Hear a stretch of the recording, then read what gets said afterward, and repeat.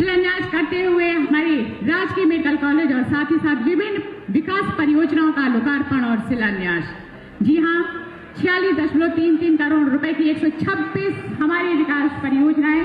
एक बार जोरदार तालियां, जैसा कि आप देख रहे हैं मंच के बाईं तरफ अनावरण करता हुआ शिलापटों से, जो कि हमारे जनपद सुल्तानपुर को एक सफलता की मंजिल पर ले जाएगा। बहुत सारी बधाइयां, शुभकामनाएं। जोरदार तालियों के साथ आइए हम आभार प्रकट करते हैं, शुक्रिया अदा करते हैं यशस्वी माननीय मुख्यमंत्री महोदय जी का। जी हाँ, और यशस्वी माननीय मुख्यमंत्री महोदय जी के माध्यम से, जैसे कि आप सभी जानते हैं, हमारे विभिन्न वर्ग, क्षेत्र और आयु वर्ग के सभी लोगों के लिए बहुत सारी हमारी जन कल्याणकारी योजनाएं होती हैं। हमारे लाभार्थी उनसे लाभान्वित होते हैं और आज इसी मंच पे हमारे विभिन्न विकास योजनाओं के हमारे लाभार्थियों को किट, चाबी, चेक और टूल किट, प्रमाण पत्र जैसी वस्तुओं को वितरित करने के लिए परम आदरणीय यशस्वी माननीय मुख्यमंत्री महोदय जी से मैं अनुरोध करना चाहूंगी, सादर नमन करते हुए, कि अपने कर कमलों से हमारे लाभार्थियों को अपना आशीर्वाद दें। सर्वप्रथम आमंत्रित करते हुए ससम्मान सर्वप्रथम प्रधानमंत्री आवास योजना ग्रामीण, जिसके अंतर्गत श्रीमती सरिता हमारे लाभार्थियों को चाबी प्रतीक चिन्ह के रूप में वितरित की जाएगी। परम आदरणीय यशस्वी पूजनीय माननीय मुख्यमंत्री महोदय जी के कर कमलों के माध्यम से श्रीमती सरिता, एक बार जोरदार तालियां। प्रधानमंत्री आवास योजना ग्रामीण श्रीमती प्रेमा,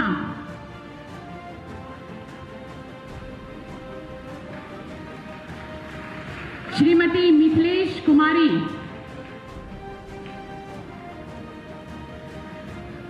श्रीमती अनीता देवी और इसके पश्चात मुख्यमंत्री आवास योजना ग्रामीण चाबी प्रतीक चिन्ह के रूप में हमारे बीच में श्री जिमी जोत जी, मुख्यमंत्री आवास योजना ग्रामीण। एक बार जोरदार तालियों के साथ आइए हम आभार प्रकट करते हैं यशस्वी माननीय मुख्यमंत्री महोदय जी का। श्रीमती मंजू, श्रीमती गुलावा, मुख्यमंत्री आवास योजना ग्रामीण के तहत आपको चाबी वितरित करते हुए यशस्वी माननीय मुख्यमंत्री महोदय जी। श्री मनीराम,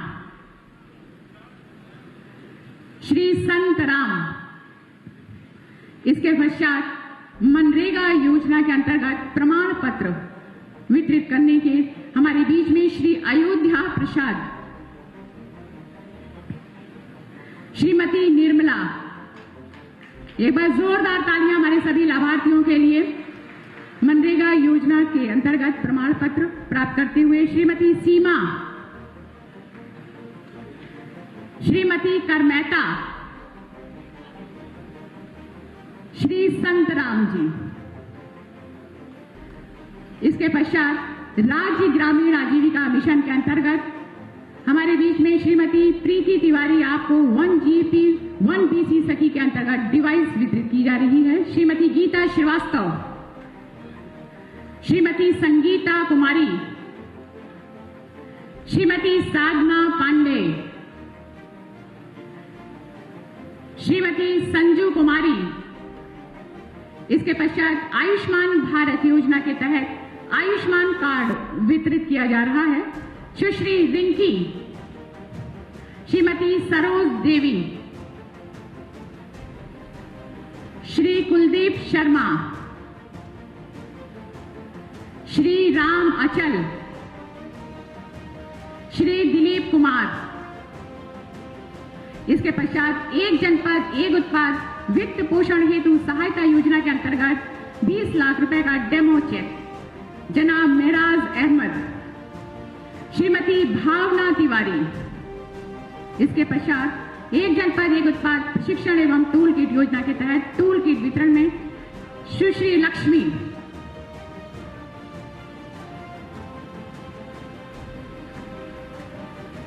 विश्वकर्मा श्रम सम्मान योजना के तहत टूल किट वितरण में श्रीमती मालती,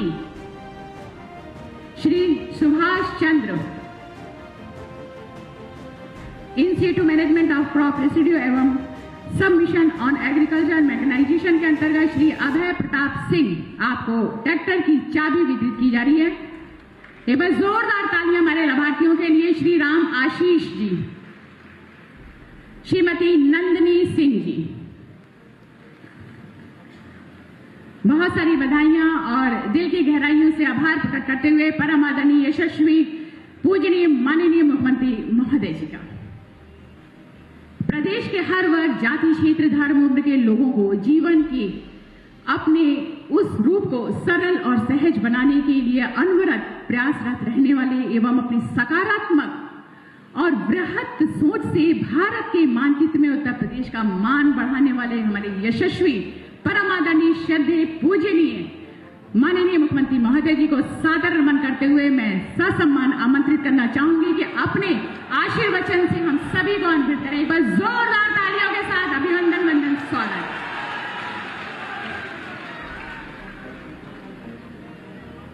भारत माता की, भारत माता की, भारत माता की, वंदे वंदे वंदे।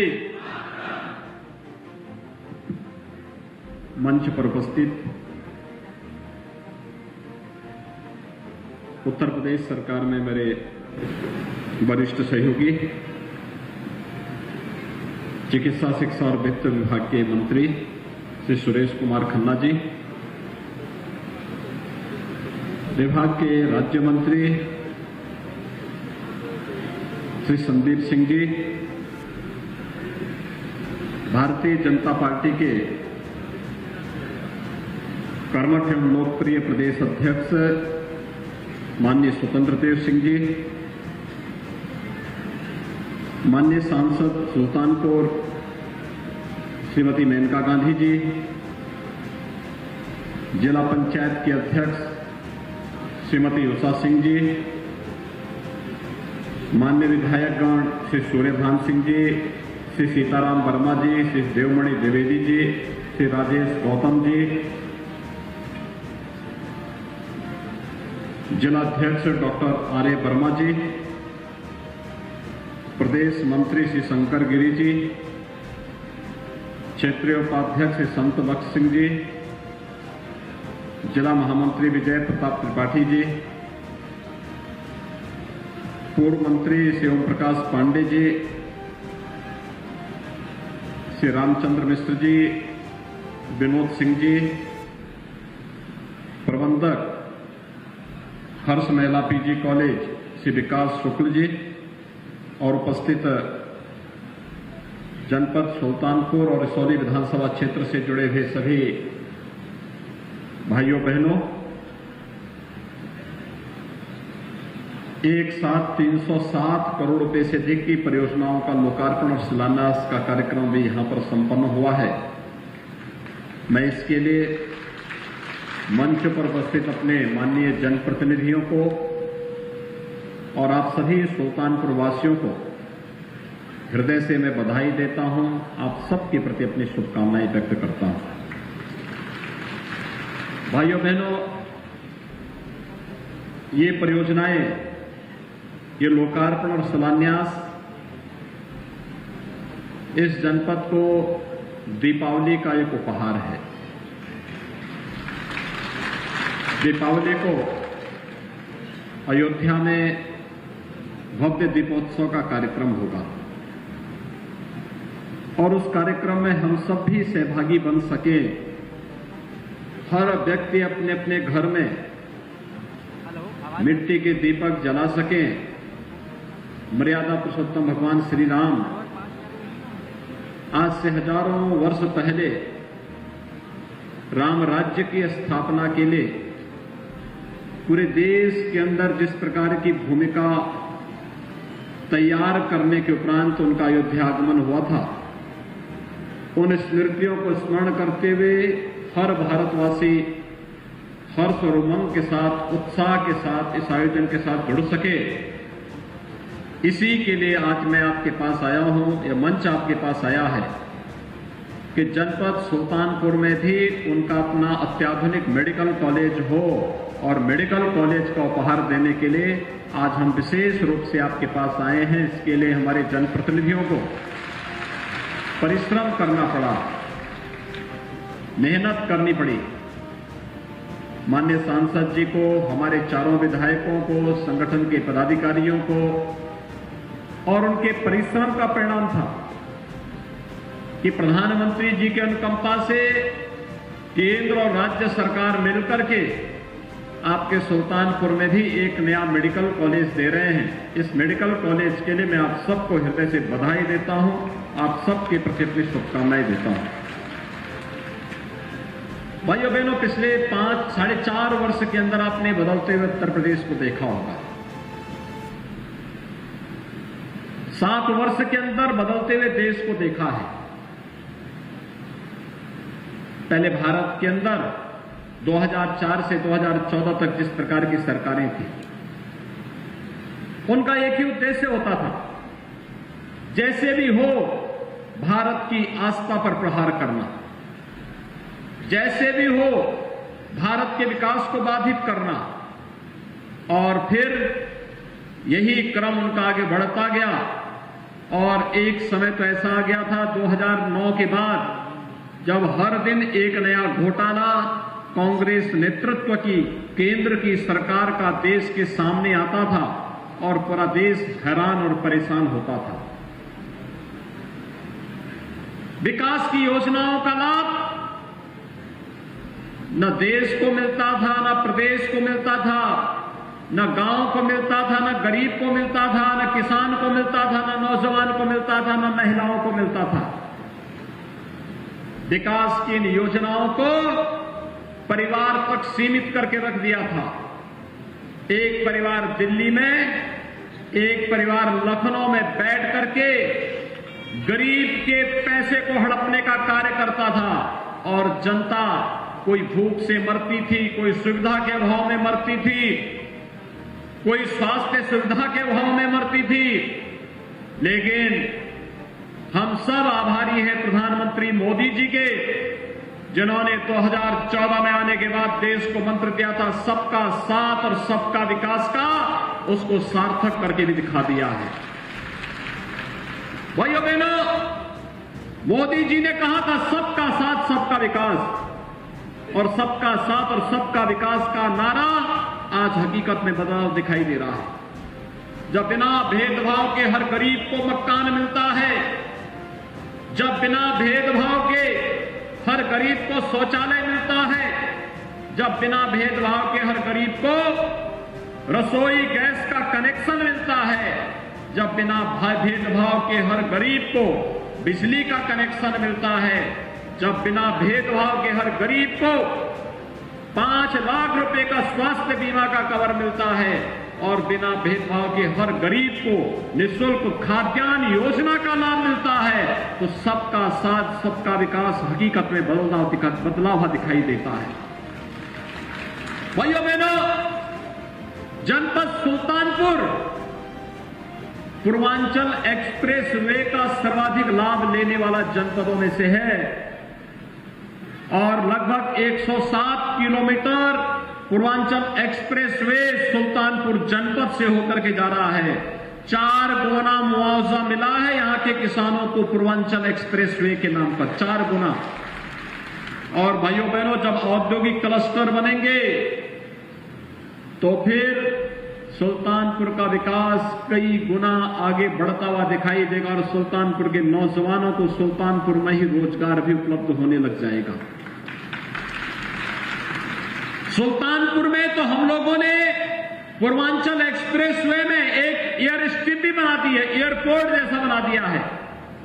एयरफोर्स के जहाज भी वहां उतरा करेंगे और इमरजेंसी में कोई लैंडिंग करनी हो कभी किसी जहाज का, तो पूर्वांचल एक्सप्रेसवे उसके लिए तैयार होता हुआ दिखाई देगा। यह गौरव भी सुल्तानपुर वासियों को प्राप्त होगा और इसीलिए आज हम सब आपके पास आए हैं कहने के लिए, एक तरफ विकास की सोच के साथ गांव के लिए, गरीब के लिए, किसान के लिए, नौजवान के लिए, महिलाओं के लिए, समाज के प्रत्येक तबके के लिए कोई न कोई स्कीम, कोई न कोई योजना केंद्र और प्रदेश सरकार ने चलाई और दूसरी तरफ बड़े बड़े इंफ्रास्ट्रक्चर डेवलपमेंट के कार्य, कहीं हाईवे बन रहा है, कहीं रेलवे, कहीं मेट्रो, कहीं वाटरवे, कहीं एयरपोर्ट, कहीं मेडिकल कॉलेज, कहीं यूनिवर्सिटी, कहीं पॉलिटेक्निक, कहीं महाविद्यालय, कहीं इंटर कॉलेज, कहीं आईटीआई, ये सभी का निर्माण हो रहा है। और इन सब के निर्माण के साथ गरीब कल्याण योजना से भी कोई व्यक्ति वंचित न रहे, इसके लिए सरकार ने जब पूरी प्रतिबद्धता के साथ कार्य किया, एक पक्ष सरकार का ये सरकार बदली, ये सुविधा आपको मिली, प्रदेश वही, संसाधन वही, तंत्र वही, सरकार बदलने पर कितना परिवर्तन हो सकता है, ये भारतीय जनता पार्टी की सरकार ने प्रदेश के अंदर 2017 में आने के बाद करके दिखाया है। 2017 के पहले कोई पर्व और त्योहार आप शांतिपूर्ण तरीके से नहीं मना सकते थे। होली आती थी, कर्फ्यू लग जाता था। विजयादशमी आती थी, दुर्गा पूजा आती थी, कर्फ्यू लग जाता था। दीपावली आती थी, कर्फ्यू लग जाता था। जन्माष्टमी आती थी, फिर कर्फ्यू लग जाता था। और कोई पर्व और त्योहार शांतिपूर्ण ढंग से नहीं मना पाता था। लेकिन भाइयों बहनों, आपने देखा होगा 2017 के बाद प्रदेश में कर्फ्यू की बात तो बहुत दूर है। प्रदेश में कोई दंगाई सिर उठाने का दुस्साहस भी नहीं कर सकता।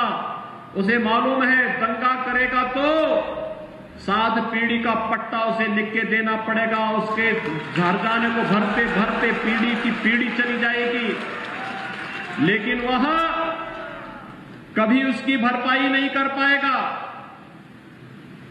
पेशेवर अपराधी और गुंडों को बहुत स्पष्ट संदेश है कि अगर गरीब के जमीन पर, संपत्ति पर कब्जा करोगे, व्यापारियों की संपत्ति को हड़पोगे, जबरन कहीं सार्वजनिक स्थान पर कब्जा करने का प्रयास करोगे, तो ये संपत्ति तो सरकारी है या गरीब की संपत्ति तो गरीब को मिल ही जाएगी, लेकिन खानदान की भी कोई संपत्ति होगी तो उससे भी हाथ गंवाना पड़ेगा। और जबरन दादागिरी दिखाने का प्रयास करोगे तो बुलडोजर भी अपना तैयार रहता है फिर। और भाइयों बहनों, आज सरकार उस तर्ज पर कार्य करते हुए दिखाई भी दे रही है। हमने पहले ही दिन कहा था कि अपराध और अपराधियों के प्रति जीरो टॉलरेंस की नीति के तहत कार्य करेंगे। हमने पहले ही दिन कहा था कि हम प्रदेश के अंदर अराजकता फैलाने की छूट किसी को नहीं देंगे। और आज भाइयों बहनों, फिर से मैं आपके सुल्तानपुर में जब विकास की इतनी परियोजनाओं को लेकर के हमारे जनप्रतिनिधि आए हैं, आप सबसे मैं यही कहने के लिए आया हूं, अगर इस सोली विधानसभा क्षेत्र से भी भारतीय जनता पार्टी का विधायक 2017 में जीता होता, तो जैसे अन्य विधानसभा क्षेत्रों में, सुल्तानपुर में, सदर में, लंबुआ में, कादीपुर में जैसे विकास की बड़ी बड़ी परियोजनाएं आगे बढ़ी हैं, क्योंकि विधायक सक्रिय होकर के आगे बढ़ करके राज्य के अंदर उन योजनाओं के लिए पैरवी करता है, उन योजनाओं को विधानसभा में रखता है, उन योजनाओं को सरकार के सामने, विभिन्न मंत्रालयों के सामने रखता है। सांसद जी दिल्ली के अंदर उन मुद्दों को उठाती है, तब ये योजनाएं यहां पर आती हैं। भारतीय जनता पार्टी के कार्यकर्ता के लिए 25 करोड़ की आबादी का प्रदेश ही अपना परिवार है, लेकिन कांग्रेस, सपा और बसपा के लिए तो अपना परिवार ही प्रदेश है। एक होड़ लगती है हड़पने की, जितना हड़प लो, और यही तो होता रहा। इन तीनों को प्रदेश के अंदर अलग अलग समय में शासन करने का अवसर प्राप्त हुआ था। इन लोगों ने अपने स्वार्थ के लिए प्रदेश को दांव पे लगाया, अपने परिवार के लिए प्रदेश में बेईमानी और भ्रष्टाचार की एक परिपाटी डाली थी। अपने राजनीतिक स्वार्थ के लिए पेशेवर अपराधी और माफियाओं को गले लगा करके प्रदेश के गरीबों को तबाह करने का, व्यापारियों को बर्बाद करने का कोई मौका कभी ये लोग चूके नहीं। लेकिन 2017 के बाद बदलावा प्रदेश के अंदर आप सबको देखने को मिला है। आज कोई व्यक्ति किसी गरीब की संपत्ति पर कब्जा नहीं कर सकता। आज कोई पेशेवर माफिया जबरन किसी व्यापारी को धमकी नहीं दे सकता। आज अगर कोई अपराधी और माफिया किसी सार्वजनिक संपत्ति पर भी कब्जा नहीं कर सकता, और अगर करेगा तो उसको इसकी कीमत चुकाने के लिए भी तैयार रहना पड़ता है। और भाइयों बहनों, आस्था के साथ भी खिलवाड़ नहीं कर सकता। पहले पर्व और त्योहार आते थे, ये पेशेवर दंगाई और माफिया जो सत्ता के सरपरस्त बनकर के राजकता फैलाते थे, ये पर्व और त्योहारों में भी खलल डालने का कार्य करते थे। सत्ता मौन बनी रहती थी, उनके सामने इन्होंने प्रदेश को बंधक बना के रख दिया था।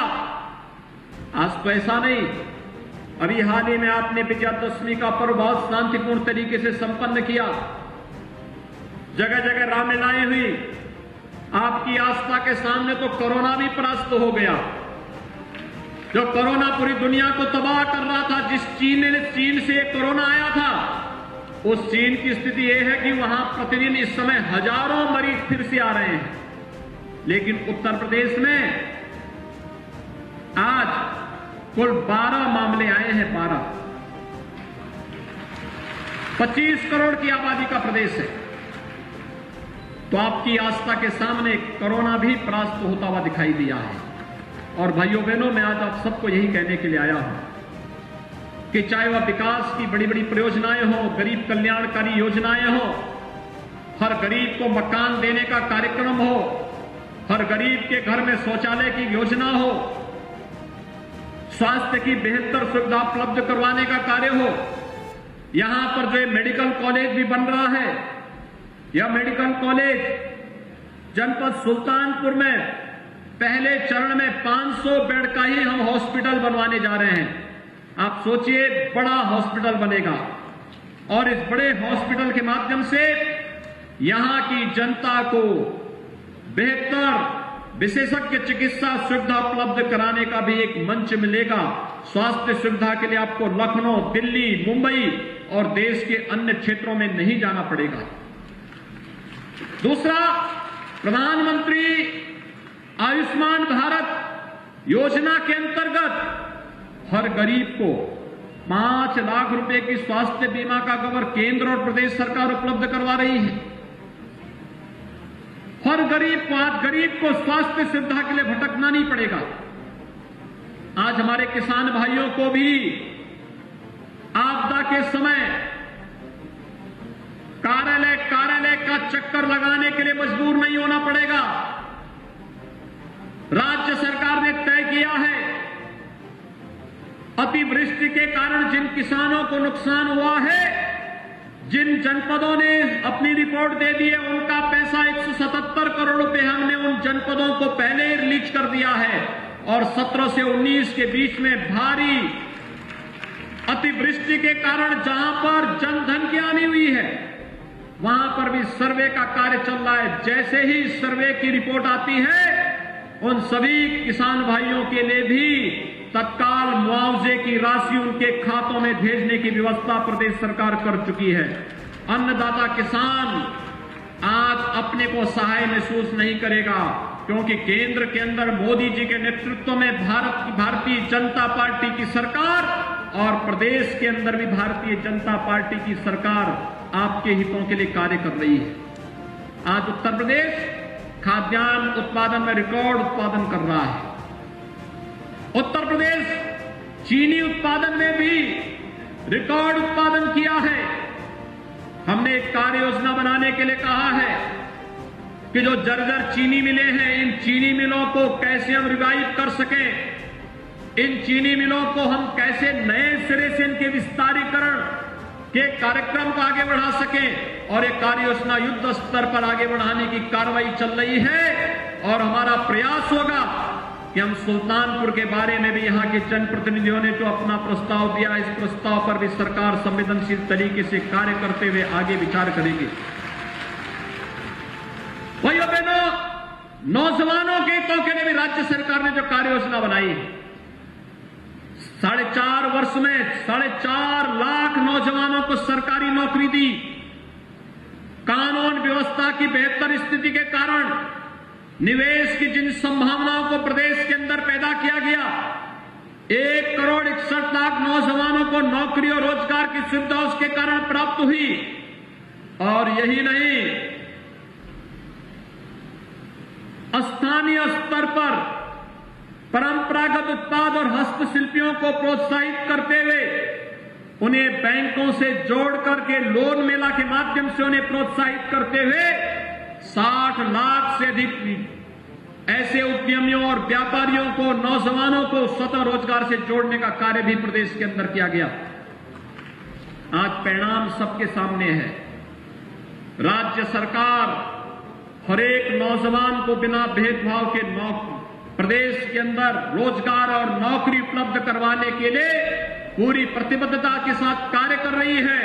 और कोरोना जैसी महामारी के दौरान प्रदेश सरकार ने स्कूल और कॉलेजेस में पढ़ रहे अपने छात्र छात्राओं की समस्या को देखा और इसलिए सरकार ने तय किया है कि प्रदेश के नौजवानों को हम लोग टैबलेट और स्मार्टफोन उपलब्ध करवाने की कार्रवाई करेंगे कि अगर जिन नौजवानों के पास ऑनलाइन पढ़ाई करने के लिए अपना स्मार्टफोन या फिर टैबलेट नहीं, हम लोगों का प्रयास है कि नवंबर के अंतिम सप्ताह से हम प्रदेश के अंदर उन सभी नौजवानों के लिए सुविधा उपलब्ध करवाने का कार्य करेंगे। और इस क्रम में हम लोग बहुत शीघ्र टैबलेट और स्मार्टफोन के साथ प्रदेश के अंदर नौजवानों को सुविधा उपलब्ध करवाने की कार्रवाई को आगे बढ़ाने जा रहे हैं। भाइयों बहनों, उत्तर प्रदेश देश का पहला राज्य है जो केंद्र सरकार की 44 योजनाओं में नंबर 1 पर आया है। प्रधानमंत्री आवास में नंबर 1, प्रधानमंत्री स्वच्छ भारत मिशन में नंबर 1, प्रधानमंत्री सौभाग्य योजना में नंबर 1, प्रधानमंत्री उज्ज्वला योजना में नंबर 1, आयुष्मान भारत में नंबर 1, स्वामित्व योजना में जहां जिसका घर है उस घर में उस जमीन का, भले वो ग्राम पंचायत की जमीन कभी रही होगी, जिसका जहां पर मकान है उसका पट्टा स्वामित्व योजना के अंतर्गत उसकी घरौनी, उसे मालिकाना हक का कब्जा उस परिवार को शासन उपलब्ध करवाने का कार्य करेगी। इसमें भी उत्तर प्रदेश नंबर 1। एक गरीबों के नाम पर, जाति के नाम पर, समाज के सामाजिक न्याय के ताने पाने को छिन्न भिन्न करने वाले लोग, जो सामाजिक व्यवस्था को पूरी तरह जातिवाद के नाम पर बांट करके, जाति के नाम पर, क्षेत्र के नाम पर, भाषा के नाम पर दंगाओं को प्रोत्साहित करने का कार्य करते थे, आज जब वे बेनकाब हुए हैं तो वे कुछ न कुछ नया षड्यंत्र करने में लगे हुए हैं। और इसलिए भाइयों बहनों, आज हम सब आपके पास यहां पर आए हैं। 307 करोड़ रुपए से अधिक की परियोजनाओं का यहां पे लोकार्पण और शिलान्यास हो रहा है, जिसमें से 271 करोड़ रुपए की लागत से तो अकेले मेडिकल कॉलेज बनेगा। मेडिकल कॉलेज अत्याधुनिक सुविधाओं से युक्त होगा। 2022-23 में यहां के नौजवानों को सुल्तानपुर में ही मेडिकल की पढ़ाई करने का सौभाग्य भी प्राप्त होगा। सुल्तानपुर का नौजवान भी मेडिकल की पढ़ाई करने के लिए उसे लखनऊ में और आसपास के क्षेत्रों में नहीं जाना होगा, उसे सारी सुविधा लखनऊ में प्राप्त होगी। और यही आप सबका आह्वान करने के लिए आए हैं कि भाइयों बहनों, जब सुरक्षा देश को या प्रदेश को भारतीय जनता पार्टी की सरकार दे रही है, जब विकास भारतीय जनता पार्टी की सरकार कर रही है, गरीबों के लिए कल्याणकारी योजना भारतीय जनता पार्टी सरकार ला रही है और सभी लोगों को शासन की सुविधाओं के साथ जोड़ने का कार्य भारतीय जनता पार्टी कर रही है, तो भारतीय जनता पार्टी, आपने देखा होगा विगत 4.5 वर्ष के अंदर भारतीय जनता पार्टी की सरकार में हम लोगों ने दिन रात एक करके प्रदेश के हित के लिए, जनता के हित के लिए, प्रदेश की 25 करोड़ आबादी को सुरक्षा और सम्मान देने के लिए पूरी मेहनत करके, पूरी प्रतिबद्धता के साथ कार्य किया है। हमारे जनप्रतिनिधियों ने कार्य किया है और आज मैं आप सबका आह्वान करने के लिए आया हूं।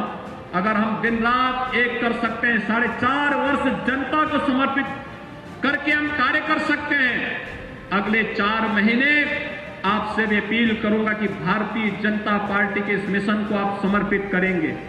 क्या आप तैयार हैं? भाइयों बहनों, मुझे बताया गया कि सुल्तानपुर जनपद भगवान श्री राम के सुपुत्र कुश के नाम पर इस जनपद को पहचाना जाता है।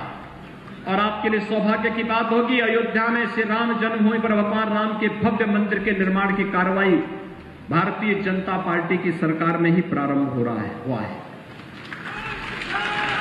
भाइयों बहनों, जिन्होंने अयोध्या को विवादित स्थल बनाया, क्या ये लोग राम मंदिर बनाते? जिन्होंने राम भक्तों पर गोलियां चलाई, क्या ये लोग राम मंदिर बनाते? क्या उम्मीद करते थे? क्या कांग्रेस राम मंदिर बनाती? क्या समाजवादी पार्टी राम मंदिर बनाती? क्या बहुजन समाजवादी पार्टी राम मंदिर बनाती? राम मंदिर किसने बना? कौन बना रहा है? कौन बना रहा है? जब आपकी आस्था का सम्मान भारतीय जनता पार्टी कर रही है, तो फिर आपका समर्थन भी भारतीय जनता पार्टी के साथ होना चाहिए।